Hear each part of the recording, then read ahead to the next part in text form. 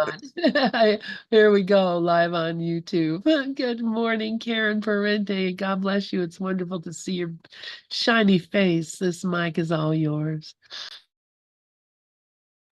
Good morning, Lynn. Good morning, everyone. Thanks for the opportunity, Lynn. This is going to be good for me. I've these past couple of days have been a rough for me. Um, and this will probably do me good. I recovering from back surgery. I'm almost a month into it. And my nurse just discharged me yesterday because I'm doing fairly well. My PT went down from twice a week to once a week because there's not a whole lot they can do with me. I can't do anything. I can only walk, which is great. Um, but these past couple of days, I've been experiencing this crazy pain. Like, wow, like it's always been there, but it's just getting intense. And I don't know really. I have to look at what I'm doing. Am I doing too much? Am I not doing enough?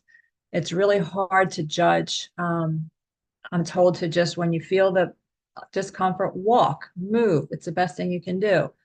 And I tend to overachieve. I'm an overachiever at times, so I tend to overdo.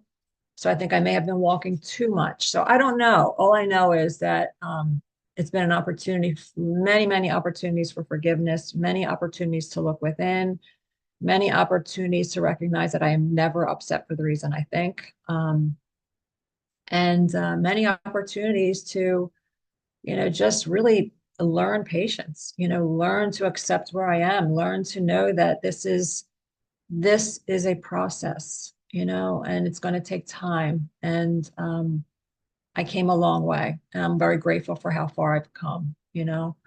So it's all good. It's all good. So I wanted to do, I think, today, chapter 21 introduction, which is reason and perception. And I was thinking this morning a little bit. I was just writing some notes, and I wrote, projection is the mind wandering away from love. And it's the mind wandering away from love because when my mind wanders away from the truth of who I am, that is wandering away from love. That is being, um, it's it's it's it's allowing, it's believing in the ego thoughts is what it is. It's as simple as that. It's believing in the ego thoughts. So my mind is wandering away from love. And I was looking at lesson 153. Lesson 153 is, in my defenselessness, my safety lies, which is an amazing lesson. And I was looking at, where's my glasses? Here they are. Looking at paragraph 20, which says, see, let me get to the page. Okay. Paragraph 20, your practicing will now begin to take the earnestness of love to help you keep your mind from wandering from its intent. Be not afraid nor timid. There can be no doubt that you will reach your final goal. The ministers of God can never fail because the love and strength and peace that shine from them to all their brothers come from him, capital H. These are his gifts to you. Defenselessness is all you need to give him in return. You lay aside but what was never real to look on Christ and see his sinlessness.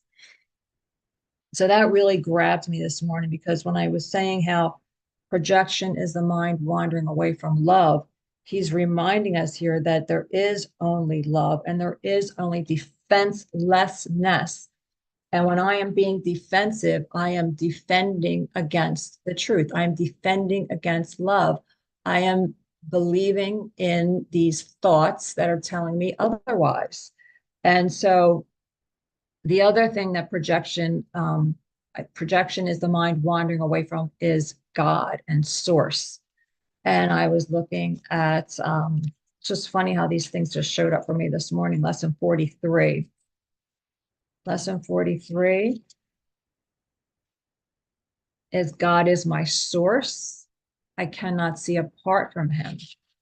So let's see, I went to sentence 6. And he says, if you find your mind wandering, if you begin to be aware of thoughts which are clearly out of accord with today's idea, or if you seem to be unable to think of anything, open your eyes, repeat the first phase of the exercise period, and then attempt the second phase again. Do not allow any protracted period to occur in which you become preoccupied with irrelevant thoughts. Return to the first phase of the exercises as often as necessary to prevent this. So God is my source. I cannot see apart from him. But when my mind is wandering, I see apart from him. I see, and we were talking about that earlier about parts. Dub was talking about, parts, different parts. We see different parts. We don't see the whole, and so it's just really, really remembering the truth and remembering forgiveness and remembering to, not be like, not beat myself up over these thoughts, because these thoughts are just thoughts. That's the practice, is to look at these thoughts, to look at my mind wandering. And that is what forgiveness is. It looks, it waits, it judges not. So I'm looking at these thoughts and I'm bringing them back, and I'm asking to see another way, because what's been the most difficult thing for me lately is sleeping. I have not been sleeping. And it's like, so I can't lay on my back, even though my staples are out. My staples were taken out last week, but the incision is still extremely sore. And it's not just the incision, it's all the stuff that he did inside of me. I feel it. I feel whatever's happening is happening. It's healing, but it's moving things, and it's painful. I feel this. I'm experiencing this. I can't describe to you, but when I lay on my back, it just radiates. So then I have to lay on my side, and I can only lay on my side literally. I'll fall asleep, but I wake up in an hour. I wake up in an hour. It's just like clockwork. It's not like I want to wake up. I wake up, I'm up, I get up, I go in this room, I walk around a little bit, I go back to bed, I sleep another hour. I get up, I walk around, I move around a little bit. It's like, so I get, maybe if I'm lucky, 3 hours. I'm lucky. If I'm lucky, I get 3 hours. Last night I got 4. So I borrowed this chair from my mom. It's a recliner, but it's not an easy recliner to move. And I can't use these muscles. I can't use my stomach and back muscles right now. So my uncle does help me with it. When he's not here, it takes a lot out of me to do it. I think maybe that's probably why I'm hurting too. So I asked my brother, Bruce, he's always on the lookout for deals. I said, please look for a recliner for me. I need a recliner. I need something comfortable. That's something that's easy, maybe an electric one. And this morning he texted me and he found me a recliner that is one of those recliners that are electric. You have a remote, and it actually also has a lift chair. It lifts you up, which is exactly what I need right now, because I can't lift myself, and it's free. It's free. It's like, thank you, and I'm so grateful. And so that is that, just by asking. I asked my brother to look. And when you ask, you receive, when it's genuine asking, And so I'm very grateful for that. And that should be coming this weekend. And so projection is the mind wandering away from love. And why this is a course in mind training. This is all that I wrote this morning. We are training our minds to recognize when it is not thinking at all. So that's actually, and I think that's actually in lesson 8. He actually tells us that the purpose of this exercise, and it's lesson 8, it's my mind is preoccupied with past thoughts. The purpose of this exercise for today is to begin to train your mind to recognize when it is not really thinking at all. Good morning, Regis. So when I'm not thinking with God, I'm not thinking at all. And when I'm not thinking with God, I am listening to the ego's voice. So that's something that I'm working on. That is something that is every moment of every day. I mean, it's just what's happening with me right now. But I was drawn to this chapter 21, Reason and Perception. And the introduction starts us out with projection makes perception. The world you see is what you gave it, nothing more than that. But though it is no more than that, it is not less. Therefore, to you, it is important. It is the witness to your state of mind, the outside picture of an inward condition. As a man thinketh, so does he perceive. Therefore, seek not to change the world, but choose to change your mind about the world. Perception is a result and not a cause. And that is why order of difficulty in miracles is meaningless. Everything looked upon with vision is healed and holy. Nothing perceived without it means anything. And where there is no meaning, there is chaos. And this is a really often repeated concept in the course, that projection makes perception. And he does actually say it twice in verbatim: projection makes perception. I am going to go to that because he goes a little bit further into it. But it all has to do with what I'm seeing. I am seeing either I'm seeing with the eyes of Christ, or I'm seeing through the body's eyes. I'm either listening to the Holy Spirit when I'm actually thinking with God, because the only way I can think with God is if I am listening to the voice for God. And when I don't listen to the voice for God, I am listening to the ego. So my perception is always going to reveal to me which teacher I'm listening to.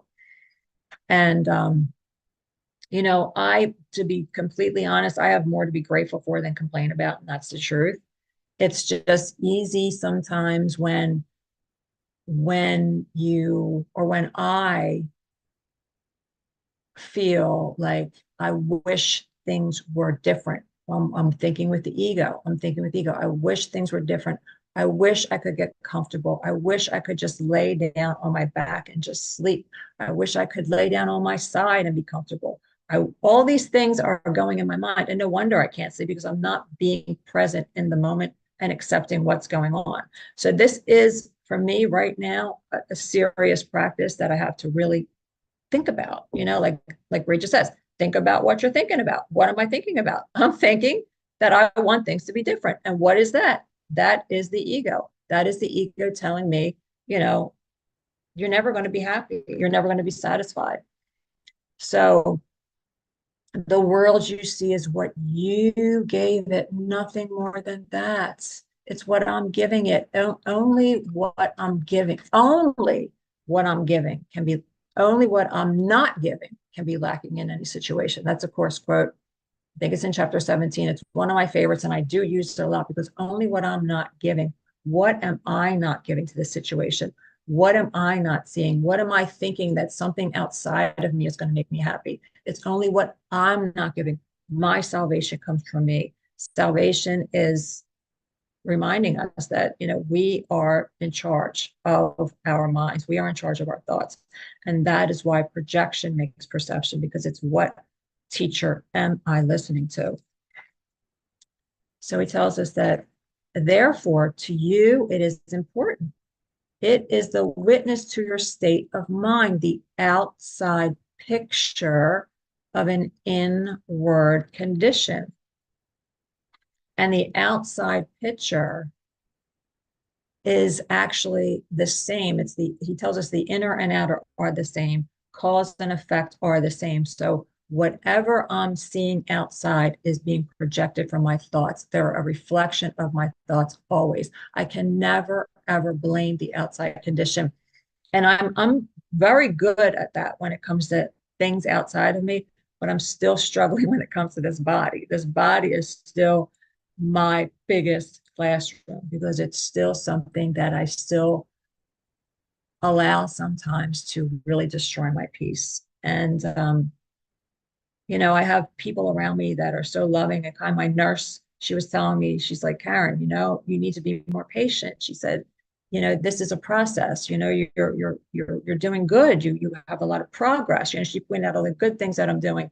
And what does the ego do? The ego points out all the negative stuff. So I said, thank you. Thank you for reminding me of that.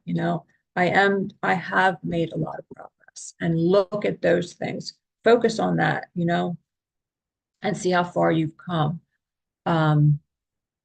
So he tells us that as a man thinketh, so does he perceive. So whatever my thoughts are, that is what I'm going to see. I'm going to see everything according to what I'm thinking. And its perception is a result and not a cause.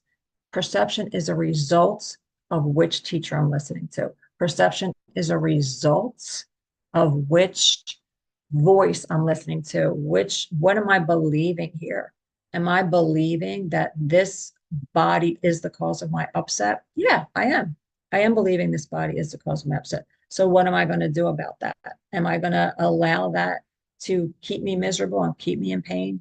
No, I don't. I go there and I do for a little while, but then I don't want that. I really don't want to be, I don't want to be uncomfortable. And my body can be uncomfortable, but I can still be at peace. So I can think different thoughts. And that's what I've been doing, and asking help to see it differently. Because, if I didn't ask for help to see it differently, and if I didn't have positive people around me right now, it would be very easy to stay stuck in negativity. Because to me, this is taking too long. I want this over with. You know what I mean? It's taking too long. The process is too slow. And it feels like I'm going a little bit backwards right now. I feel like I regressed a little bit, but I don't think I did. I think it's just part of the process. Part of this is what you're feeling right now. You're feeling a little bit more, because you did a little bit more. You're doing more, and this doctor does not have you wear a brace, which a lot of surgeons do for back surgery. So I'm doing everything and using my muscles in everything I do. So I'm really feeling everything. And he wants me to do that because he wants me to strengthen everything. So, I mean, I know he has a method to his madness, but it's not, it's sometimes it's just very painful. So then he tells us that everything looked upon with vision is healed and holy.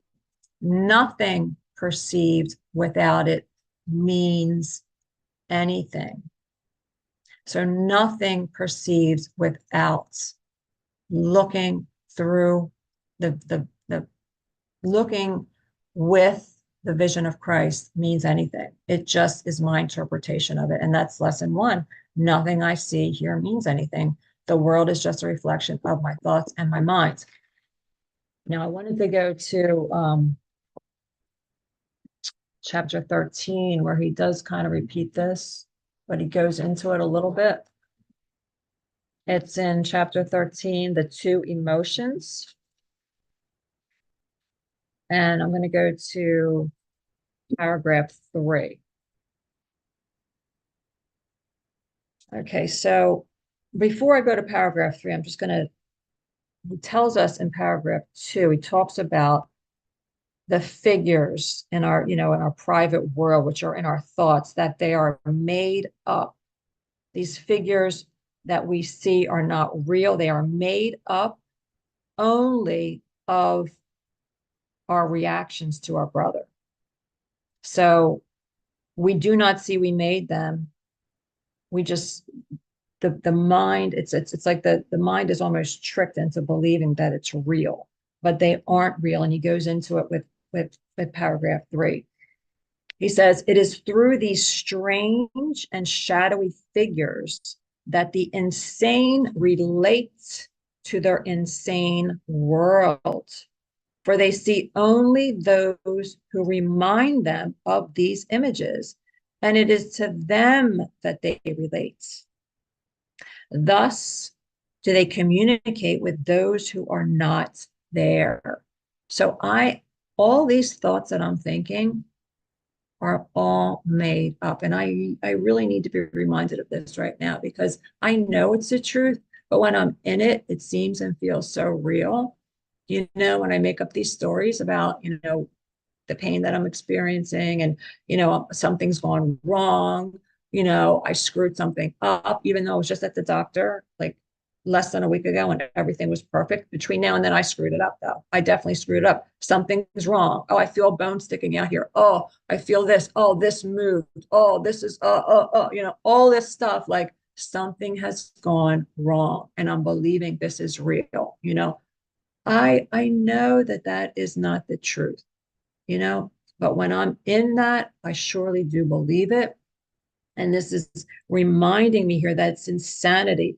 It's total insanity. So I'm communicating with those who are not there. And it is they who answer them. I'm answering my own. It's like when he talks about it's an outside picture of an inward condition. I'm making this inward condition is making up this outside world that I'm seeing. So he says, so no one hears their answers save him who called upon them, and he alone believes they answered him. So no one else is hearing this but me. No one else is believing this but me. I'm telling this to myself. I'm doing this to myself. This is the secret of salvation. And this is why that my salvation comes from me, and only my forgiveness sets me free. So then he tells us that projection makes perception, and you cannot see beyond it. Again and again, you have attacked your brother because you saw in him a shadow figure in your private world. And thus, it is you must attack yourself first. For what you attack is not in others, its only reality is in your own minds. And by attacking others, you are literally attacking what is not there. And I can put my body in that category with others. Attacking my body is the same thing as attacking others. For me, it's not, I'm not, I mean, I feel like it's, even with Donald Trump, I have to say, last night I was bored, and I couldn't stay comfortable, so I didn't watch a lot of it, but I watched part of it. And I don't know if anybody's ever heard of it, but it's called Unfit, and it's on Prime. It's on Amazon Prime, and it's called Unfit because it's portraying Donald Trump as being unfit to be president. And I thought it was very interesting. These psychiatrists described him with diagnosed him with the term of malignant narcissism. And so I never heard of that before. I know what narcissism is, but it's malignant narcissism, which has 4 components. There's narcissism, paranoia, antisocial personality disorder, and sadism. And so, I was watching this, and I was watching him, and, like I got to say, like, I do have a little bit of fear with him being president. I have to admit that I do. I do have a little bit of fear with that because I'm hearing and listening to what everyone's saying about him. But what I really focused on when I was looking at him and watching what they were saying about him was, where do I believe that about myself? Because if I'm seeing any of that in him, it's got to come from me first. And this is what this is telling us here, that projection makes perception, and that it is, you must attack yourself first. For what you attack is not in others. Its only reality is in your own mind. And by attacking others, you are literally attacking what is not there. So I'm projecting whatever, when I judge Donald Trump, or anyone for that matter, I am only projecting what I'm not healed in my own mind onto them, because according to A Course in Miracles, everything is perfect. Everything is perfect. Nothing is wrong. Nothing needs to be fixed. The only thing that needs to be fixed is my perception. So what am I not seeing? What am I judging? What am I looking at that's I'm not in my right mind, basically, is what it is. So I'm applying that to myself. I'm applying that to my what I'm going through in my body right now. And in this, he talks about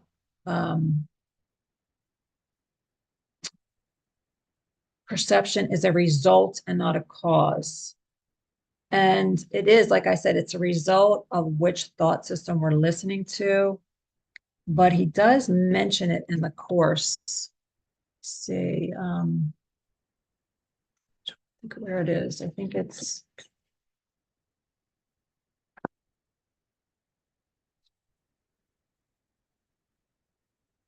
now it's in the manual for teachers. And there's another place where he talks about it. I can't find the other place right now, but in the manual for teachers, what are the levels of teaching? He says the teachers of God. I'm sorry, no, that's not that. That's not it. It's in the development of trust. Yeah, it's in the development of trust. It's in the first paragraph.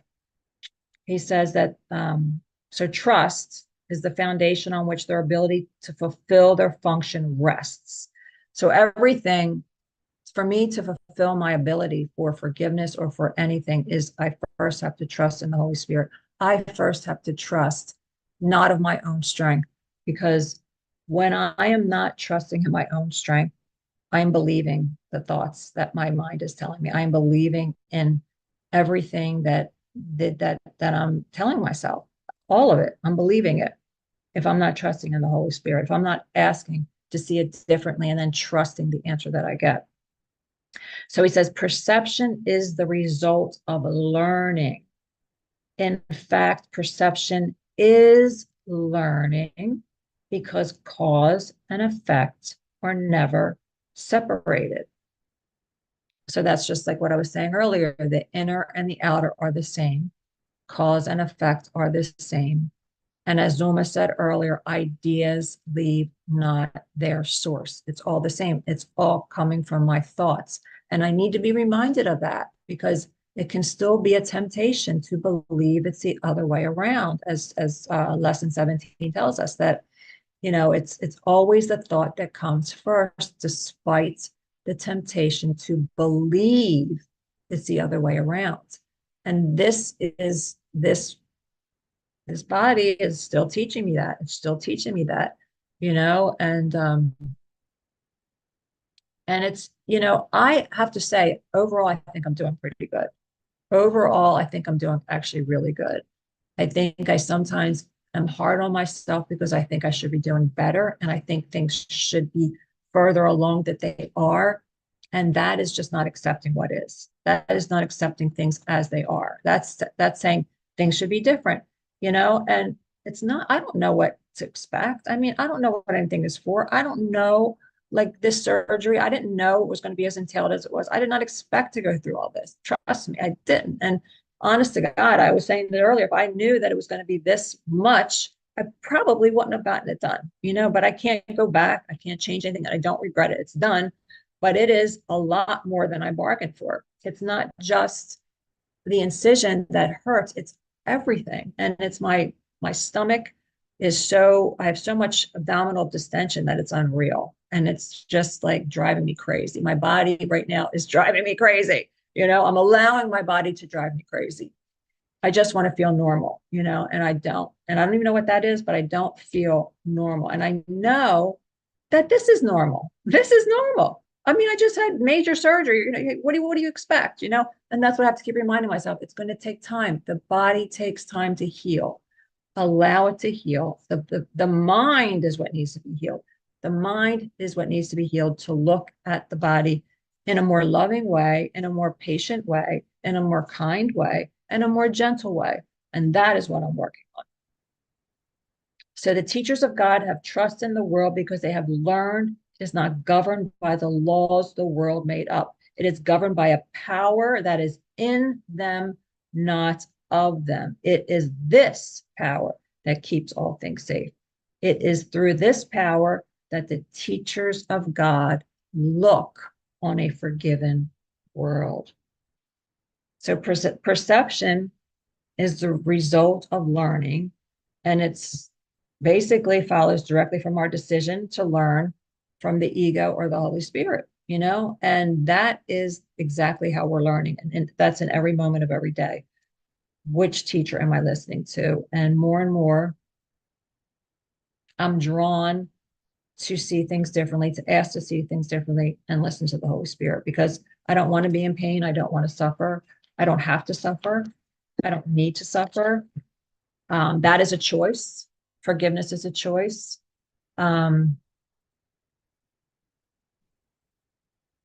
There's a couple other things on projection I want to go to, but I just want to finish this paragraph. So perception is a result, not a cause. And that is why order of difficulties and miracles is meaningless. Order of difficulty and miracles is meaningless. Everything looked upon with vision is healed and holy. Nothing perceived without it means anything. And where there is no meaning, there is chaos. So if I'm not listening to the Holy Spirit, there is chaos. If I'm not listening to the truth and believing, if I'm believing in this body, what it's telling me, I'm going to stay in hell. So let's see. I think there's some things in the chat right now. Oh, so Regis, I am so grateful to hear this. It is through these strange and shadowy figures. He posted, thank you for posting that, Regis. And Lynn says, absolutely. When I see he is playing a part, just like I'm playing a part, I see his innocence. Yes. And that's for everyone and anyone, you know. Yes. Regis, thank you for posting. And he says, have we a habit of learning from fear or love? Yes. What am I learning from? And what do I want to learn from? I'm choosing this. What do I want? What do I want? You know, it's my choice. So there are a couple other things in here that I liked. So this is another thing on projection. This is in chapter 12 from the Holy Spirit's curriculum, the investment in reality. And he tells us in paragraph 7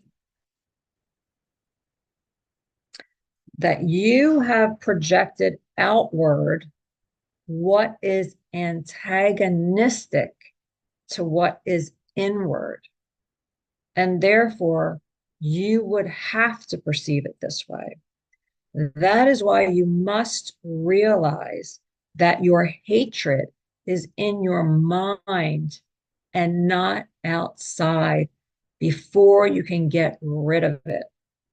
And why you must get rid of it before you can perceive.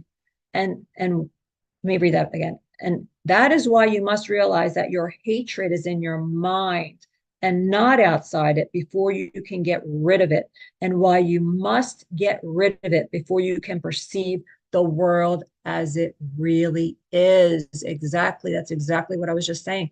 The hatred is in my mind. Right now, I have to say, I hate my body right now. I have to say, I hate it. And I was hating and I was projecting that hate onto my body, these thoughts.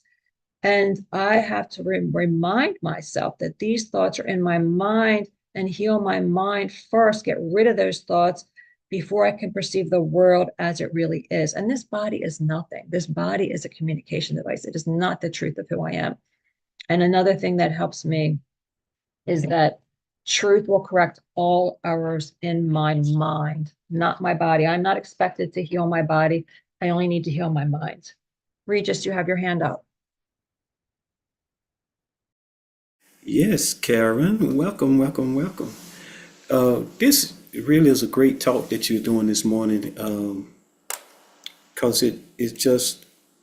But what I'm seeing is that it's just a matter of taking a softer approach, is what I keep hearing. Because the word that keeps coming up for me while you're talking is welcome, and I got that from the NTI, where it says love is welcome. And so do we have a habit of perceiving life? I mean, just not in this specific situation, but overall, do we have a habit of perceiving life through fear of love, through welcome or resistance? Like my wife said to me yesterday, because the company she worked for, they just started to institute metrics. So that everybody got a quota to make on how much work they do. And so during lunch, she said, well, I'm not making my quota today. And, I just thought you could actually say, I'm almost close to making my quota today. Wouldn't that feel better than saying I'm not making my quota today? And sometimes it's not big stuff. It's just little tweaks. Like you say, I'm always preaching. You think about what you're thinking about and the words that we're choosing. And I don't know if it's a gift or if I've actually at some point in my life trained myself, but I'm definitely at this point in my life, I'm a glass half full guy versus a glass half empty. I'm a partly sunny guy versus it's partly cloudy, because my wife will look out and say, are we still going? Because it looks like it's going to rain. And I'm like, it looks like it's not going to rain to me. So it's like, yeah, I'm still going. So it's like just that little tweak, though, it allows the world, like I used to play the song, "The World is a Safe Place." And so I'm going to be happy. So it's just that little tweak. It's not these big leaps. But if we just kind of like look at the little tweaks, oh, wow, I look at your situation, the way you're describing this, a pregnancy. It's 9 months. In those 9 months, you have morning sickness. But you have some times in those 9 months where you feel great and you're just proud to be a forthcoming mom. But you also have that time now where the baby's pressing on the sciatica nerve, kind of like what you feeling. The body is moving, the baby is shifting, and now the baby's over here, and that's not very comfortable. And now the baby's over here, and it feels better. And now the baby's over here, and that don't feel good. So, but it's really perspective, like you're saying. This is a great lesson, and I'm not just looking at my wife and you, but I'm also looking at myself through this. But it's really just that small welcome. Can I welcome my body? Is it okay for my body to not feel its best today? Like I got so sick last night. We on a 3-level house, so I was on level 3. Uh, no, I'm on level, I don't know. I'm way down somewhere in this other room, and the bedroom is up. And I'm like, I don't even think I can get up and go to bed. So I'm just like, okay. And I think my wife had taken some type of nighttime pill that's gonna make her sleep. So I'm like, if I yell for her, she's not gonna hear me. It's like, because I felt like, come and help me make it to the bed. That's what I wanted. And I said, you know what? I'm just going to stay here on this sofa. And I just welcome it. And I'm like, I'm just gonna stay here on the sofa. If she don't miss me from being in bed, she won't miss me. It's like it's so rather than just being miserable, like I need to go to bed, I need to try to make it up the steps, I need to try to get out of here. No, you know what? I'll just stay here until I feel better. And when I had that thought, I'll stay here till I feel better. That's exactly what I did. And there were some moments where I felt like I was really dying. I'm like, I hope she don't wake up and find me dead down here. It's like it's so, but it's like I'll just stay here till I feel better. And I finally felt better, and I went to bed. But it was like, and I was like holding the side rails going up the step, like really trying to hold myself up because I'm thinking if I just try to walk up the steps, I may even fall down. But it's just that little bit of welcome to say, okay, well, this is how I feel right now, is how I feel, and what's the best that I can do right now? And the best I could do right now, I just kind of like laid over like this.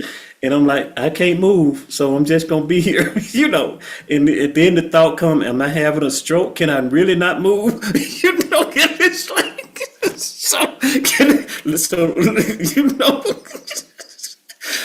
but it's still just like, you know what, just relax in it, just relax in it, just relax in it. And that's kind of like what Rafi does, is like not take big leaps, but how much of this can I welcome right now?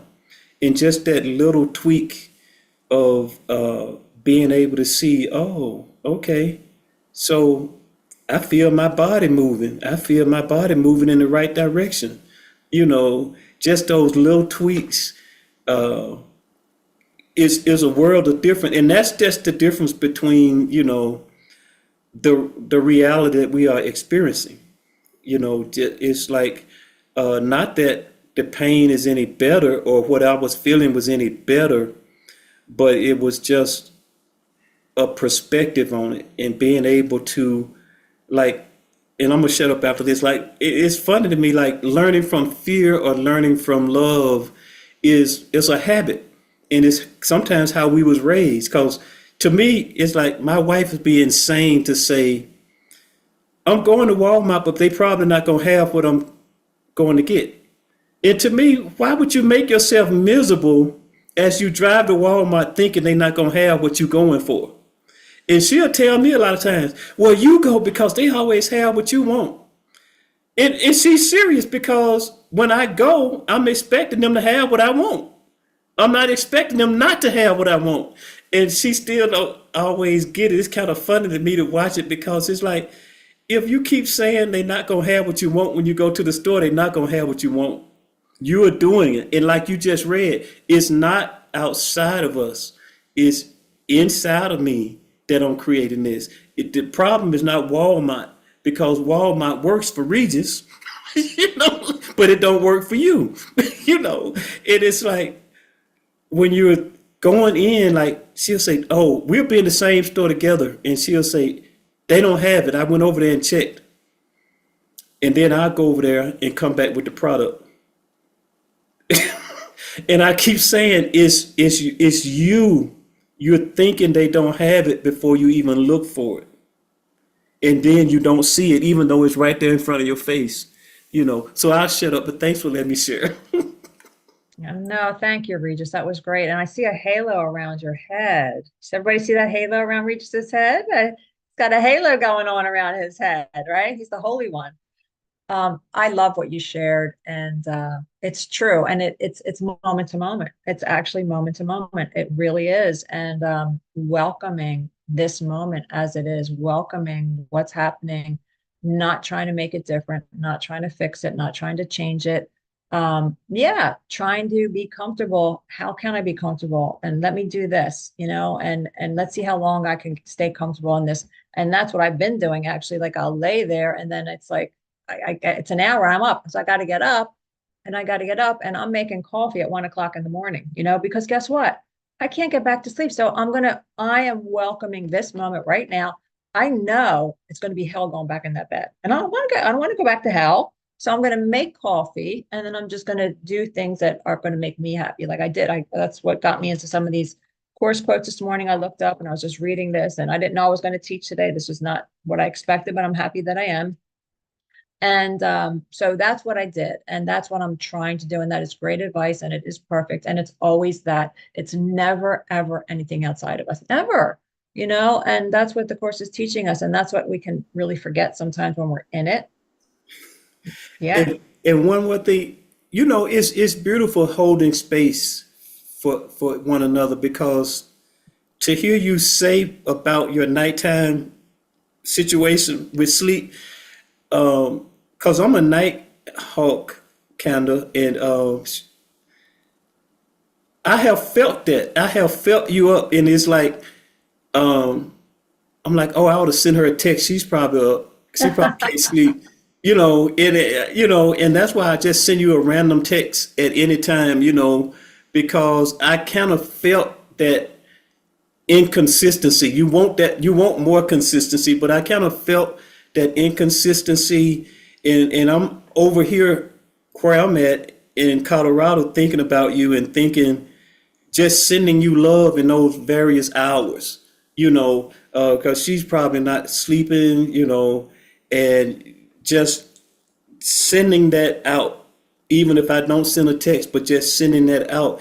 It's like I have so felt that. I mean, it's like I knew it, but you just proved it, But that, okay, yeah, there's something going on. There's some waking up at night in the middle of the night, blah blah blah. So, but that's just to me, to all my remnants, say that we are holding space for you, and the love and the support is just there in massive supernatural ways, the tangible things, but also in that oneness of mind, in the healing of mind.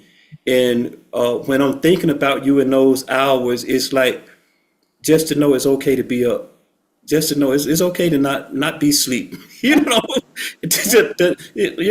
awake, so I'm awake, and just be okay with it, and not saying I should, as Zuma says, stop shooting. I should be asleep. I should sleep for 3 more hours. I should not be feeling this way. So it's just saying, okay, welcome, welcome. That's I'm right. awake. Beautiful. Absolutely. I agree with that. That is so true. And that's exactly what I've been doing. And my nurse was saying to me, well, don't drink coffee. You shouldn't be drinking coffee. You should try to go back. She's telling me what I should be doing. And I'm sitting there thinking to myself, well, that's really not what I want to do. I want to just make coffee. And now I'm up. I don't want to go back in bed. I want to be awake now. I mean, I'm okay with that. I'm welcoming this. I don't want to go back in that bed and fight sleep. I don't want to fight that bed. It's like a fight. It's a struggle. It's not good. I'm so grateful that my brother's wearing me that chair, because I'll probably be sleeping in that chair more than the bed. That I dread the bed at night. It's like I dread it. I just dread it. And my bed is so high. It's like a very high. So I got to step on the step stool just to get up in the bed. It's like it's not an easy process getting in the bed, let alone laying down and trying to sleep in the bed. It's like, oh my God, thank you, Regis. That was great. Totally agree. Lynn, your hand's up. Yeah, wow. A couple things. We're night owls here too. So there's somebody awake every hour of the day at my house. It doesn't matter when it is. There's somebody awake here. Just because I think it's more of a like a ancient thing that we keep watch, that there's somebody always awake, making sure everything is okay. But but that's just our household, I think. But uh the whole idea, Regis was talking about being in Walmart and, finding a thing that somebody else couldn't find. And, here to me is the absolute fact, because I know it. I've seen it happen. That thing is not there until you come for it. That's the nature of this universe. This is what we have to understand. This universe is not a like a set, like everything is in place a certain way. This universe is very fluid, and things appear and disappear as needed, because at not one instant does any of it really exist. It only comes into existence because we're here to observe it. And that's been proved by science. They've been able to do that slit screen experiment where they actually could see that the thing didn't even come into existence until it was observed. And that's pretty crazy, but that's how it is in this world. So I have that happen to me all the time, that I will come and I will just insist, yes, it is here.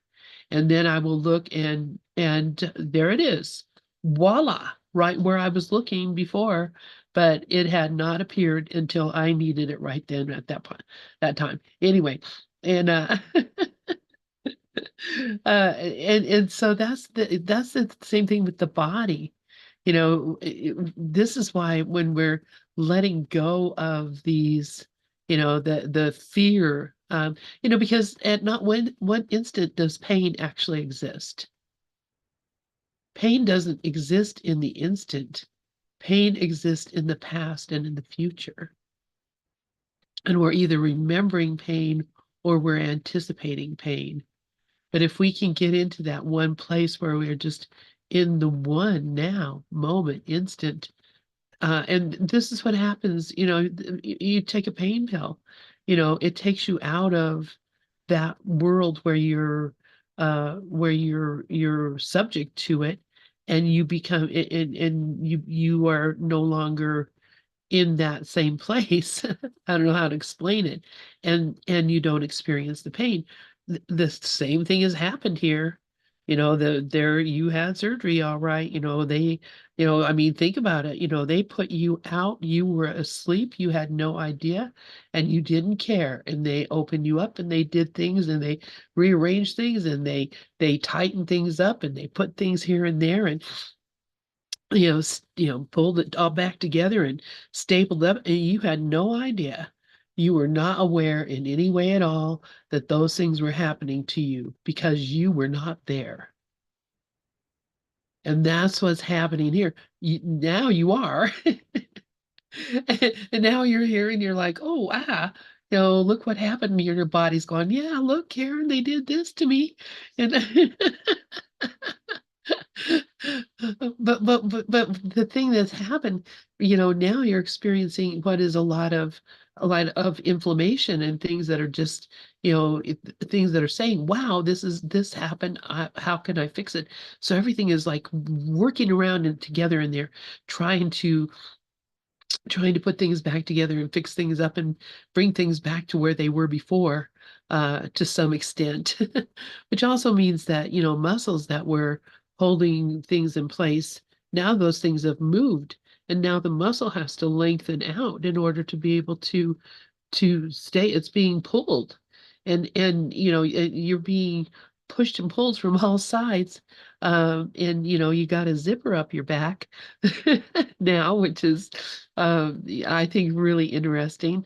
But I can see that as you work through this, you do begin to see that all of it is a part of this interlocking story of dreams that we're all a part of.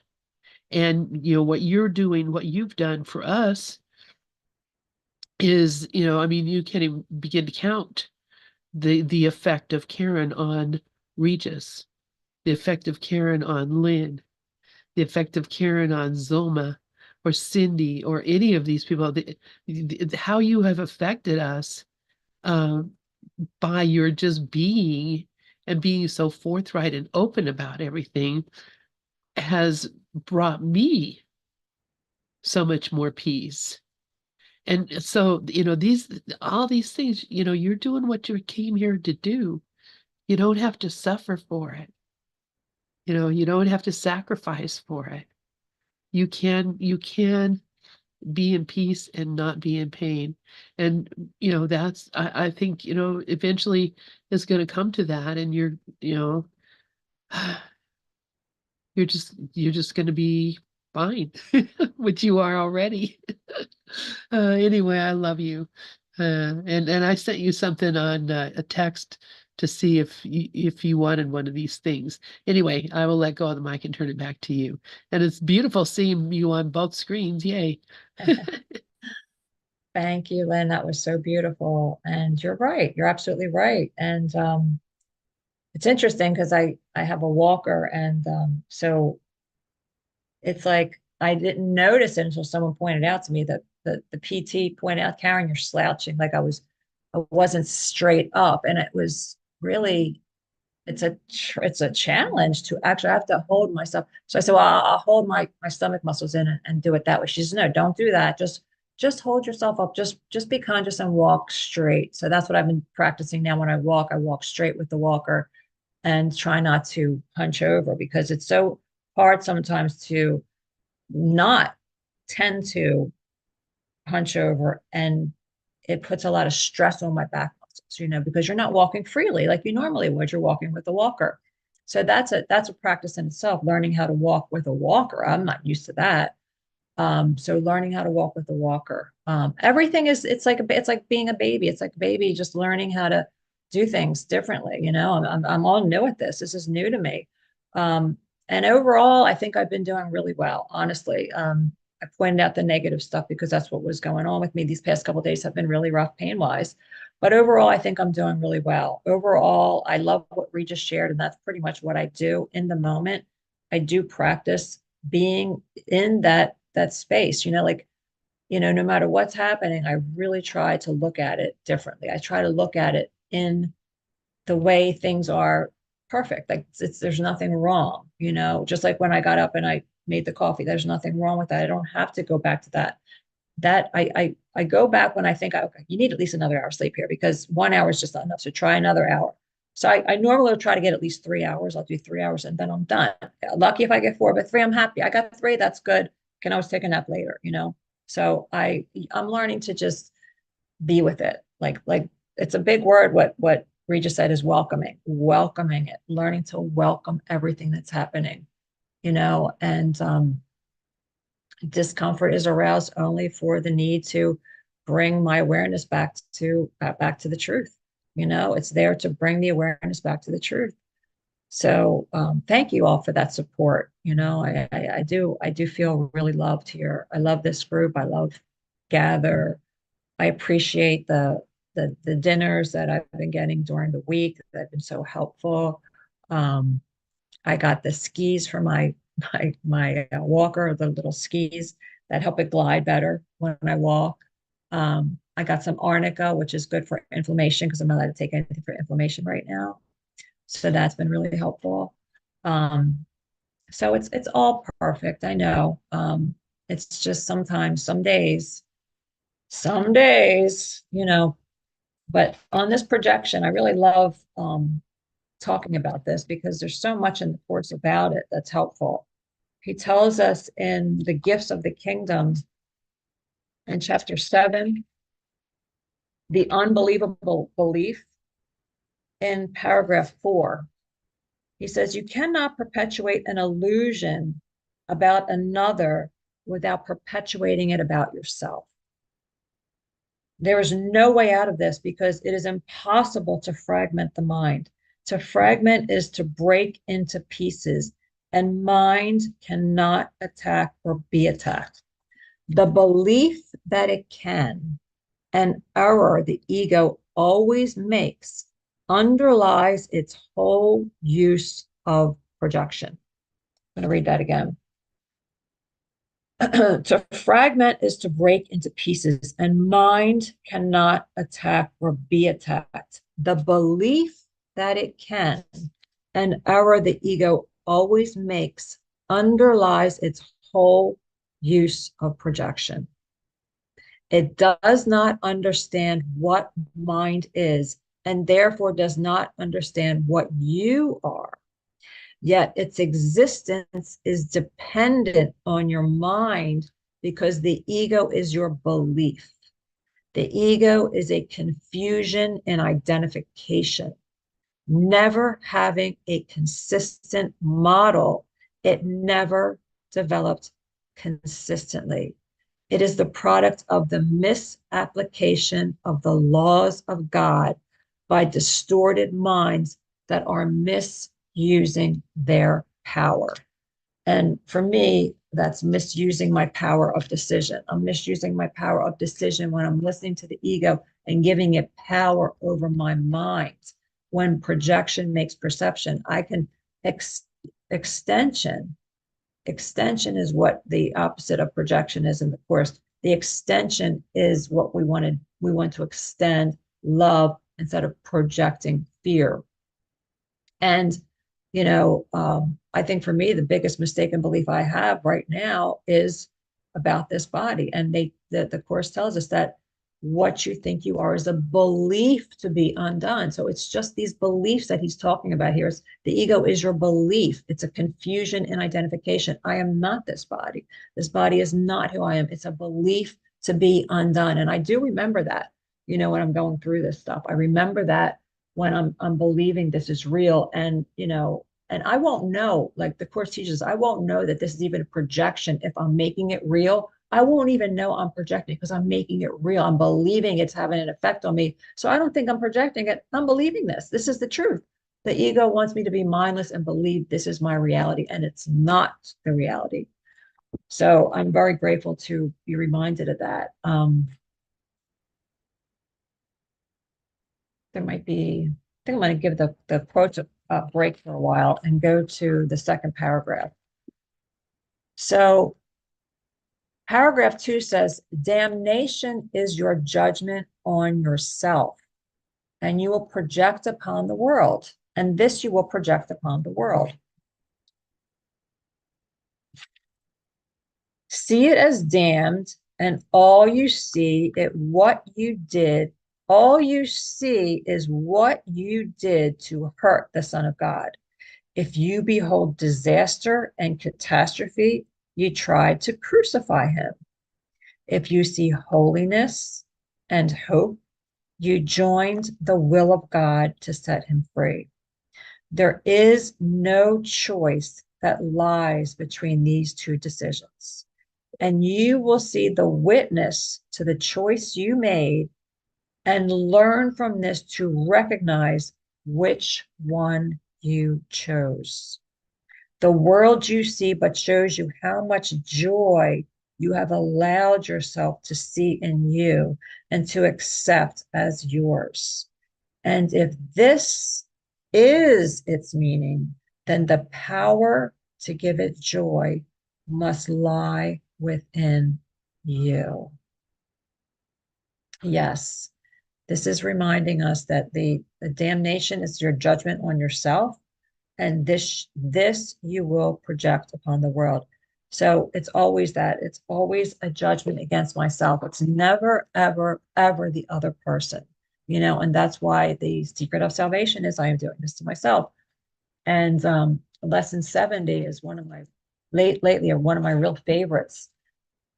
He tells us that my salvation comes from me, and all temptation is nothing more than some form of the basic temptation not to believe this idea.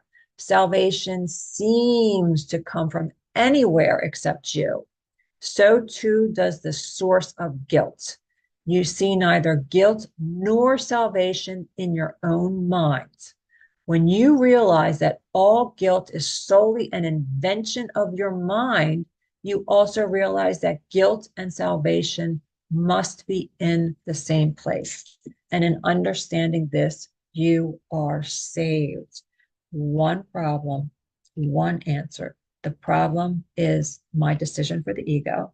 I have chose the ego, and then I chose to believe it, and I chose to make it real by allowing it to have an effect on me. Or I can just as easily choose to listen to the Holy Spirit, and listening to one voice is what when he talks about, when you're not thinking with God, you're not thinking at all. When I'm not thinking with God, I am not listening to the Holy Spirit. So I'm not thinking at all because I'm making up these private thoughts that aren't true. They are not my true thoughts. They're not even my thoughts because they're not true. And so this is what keeps going through my mind. All these reminders I keep telling myself that I know it's not the truth. I know it's not the truth. And I don't have to believe it. I don't have to allow it to have an effect on me. And I liked what Regis was sharing about, okay, so I'm sick. I don't feel good. What's the next best thing I can do right now? That's in every moment of every day. What's the next best thing I can do right now? What's the next best thought I can think right now?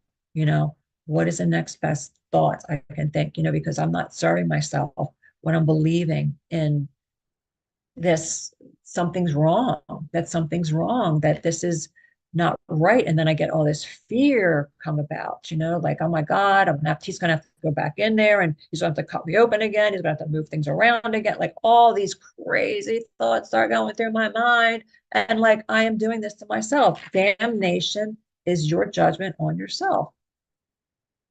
See it as damned, and I will see that. If you behold disaster and catastrophe, you tried to crucify him. So it's always that. So this is really just really good reminders for me. And projection it's never something that it's always going to hurt me. It's never going to hurt the other person. It's always going to hurt me because I'm not really looking at the true cause. I'm still blaming something outside myself. And that is something I have learned. I don't blame anybody for anything these days, ever. I mean, I've done that in the past. I've learned from that. That's one of my biggest lessons here. I understand that I'm doing this to myself. It's something that I know there's no hierarchy of illusions, but this body still seems to be that one thing that I still have trouble with. And that's why it's my biggest classroom right now. And there's a couple more things in the chat. So Suma's so funny. I was saying how high my bed is, and she said, I'm short enough to commit suicide if I jump off a bed that high. It's hilarious. I mean, my bed is so high. And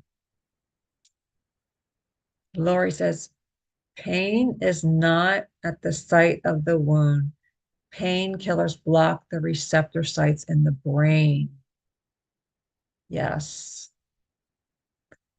And Cindy says, welcoming anything must be an admission to strength and acceptance and trust. Also offering harmlessness. Yes, harmlessness is not judging. And that is so important, not to judge. Not to judge. I mean, not to judge what I'm thinking, what I'm going through, to look at these thoughts, not judge them, not condemn myself, just to be gentle with myself and look at these thoughts. That's the practice. Look at these thoughts with the Holy Spirit. That's where the gentleness comes in. That's where the healing comes in. Look at them and ask to see them differently. And I'm always shown another way, I'm always shown another way. So that is the harmlessness that Cindy's talking about. And how simple am I allowing joy? Just a little shift in my awareness. How simple is salvation, right?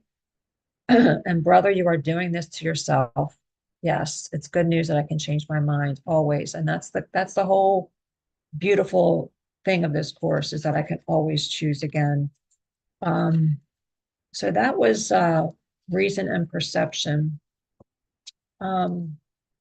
Maybe I'll just read a little bit more of My Salvation Comes From Me. It's lesson 70. I think I'm going to read just as a closing right now, because I'm a little uncomfortable sitting here. So I'm going to read something as a closing, and grateful for everyone here. Thank you, Lynn, Zuma, Cindy, Dove, Michaela, Lori, and Regis. Thank you for being here. And everyone who's in Pal Talk and out there on the radio. Thank you for listening. So I'm going to close with an idea from lesson 70, which is my salvation comes from me. So I'm going to read paragraph 5. Today we practice realizing that God's will and ours are really the same. God wants us to be healed, and we do not really want to be sick because it makes us unhappy. Therefore, in accepting the idea for today we are really in agreement with God. He does not want us to be sick, neither do we. He wants us to be healed, and so do we. My salvation comes from me.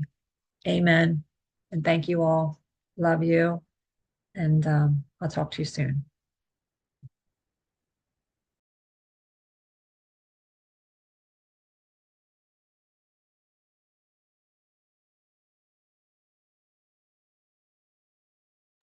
Not sure if Lynn's still here.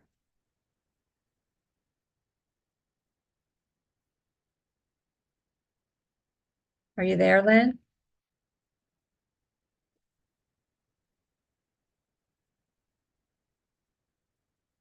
Guess I could read one more paragraph in this. This is a really good lesson. So I'm going to read paragraph 8 from My Salvation Comes From Me. Now we will try again to reach the light in you, which is where your salvation is. You cannot find it in the clouds that surround the light, and it is in them that you have been looking for it. It is not there. It is past the clouds and in the light beyond. Remember that you will have to go through the clouds before you can reach the light. But remember also that you have never found anything in the cloud patterns you imagined that endured or that you wanted. So that is a good reminder to remember that, you know, I have to go, we have to go through the darkness to get to the light. And that reminds me of what Keith Kavanaugh says about spiritual bypassing, that it's not being present with what's happening, trying to fight the darkness. He tells us to allow emotions to be seen without blaming the world. So we're just allowing all things to be exactly as they are. We're not blaming the outside picture for the inward condition. I'm taking responsibility. I am in charge. I am in charge. I am not a victim of the world I see. And my salvation comes from me. Nothing outside of me can hold me back. Within me is the world's salvation and my own. And with that, I would like to end with saying, Lynn, are you there? And if not, would anyone else like to share anything before we close? I am here.